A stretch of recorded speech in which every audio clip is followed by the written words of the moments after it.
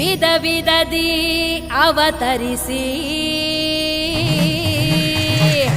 ಉಗ್ರದಿ ವೈಯಾರದಿ ನಡೆದು ಬಾರೇ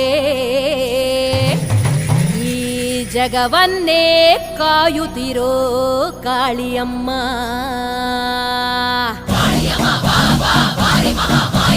ಉಗ್ರವಾಗಿ ನಡೆದು ಬಾ, ಅಕ್ರಮವ ಅಳಿಸುವ